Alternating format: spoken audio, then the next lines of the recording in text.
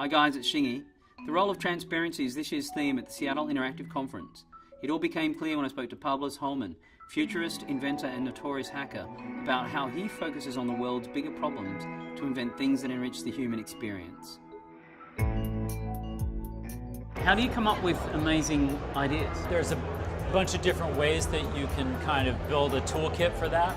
For me, I kind of got lucky because my toolkit happened to be computers, and I've always been looking at how do I take computers and make them go places where they haven't been before, do things for people they haven't done before, and sometimes maybe where they shouldn't go. Computers turned out to be really useful for that and really quite relevant, so I can take them to lots of different places. So I've been doing that my whole career. I basically just look around and see where computers haven't gone and imagine what it would be like if we take them there.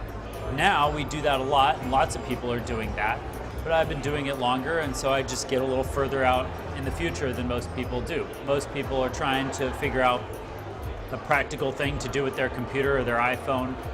You got companies here who are developing iPhone apps and things that people might use, this month or next year.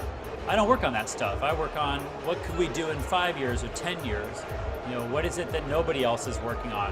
What I'm trying to get people to do from the high-tech industry is look around and say, okay, we have these skills, we have these tools, we've practiced, we've made Teslas and iPhones and fart apps, but what we haven't done is imported some real problems to work on. So we need to find people with real problems, apply our problem-solving machine, which we're damn good at, to it, with their help.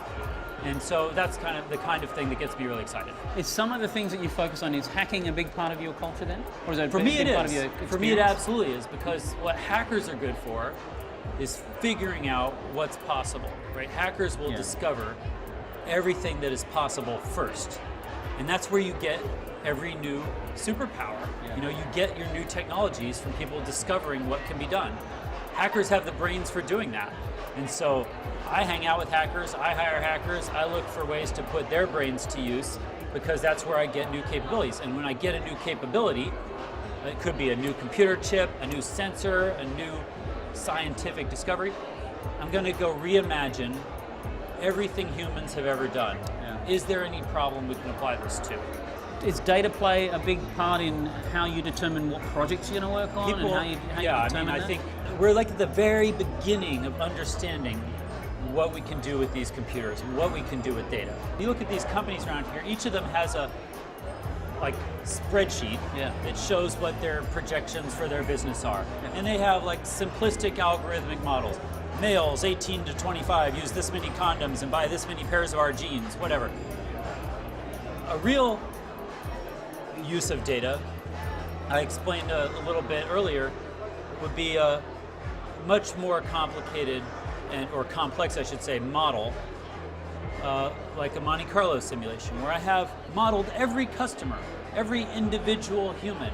You have 7 billion people on Earth. Why not put 7 billion rows in your spreadsheet and keep track of each one? Don't start showing me ads for crap I already bought on the internet. Show me ads for stuff that other people who, are like me would like.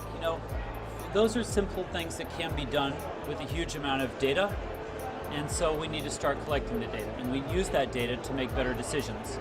A lot of my invention work is around that. It's take data, figure out how to get it, so we need to invent ways of getting better data and more data and real-time data and all those things.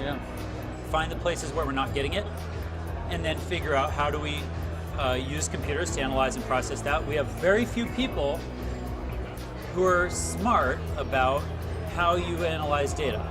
And that's a very hard thing to do, right? We can do simple stuff, but doing complex data analysis is very hard. So we need to train people to do that. We need to raise an entire generation of people who can think about analytics in a new way. We're at the beginning. I know a lot of smart people, okay? That's my job, essentially, is know smart people who can help. And I don't know very many people who are good at that kind of thing.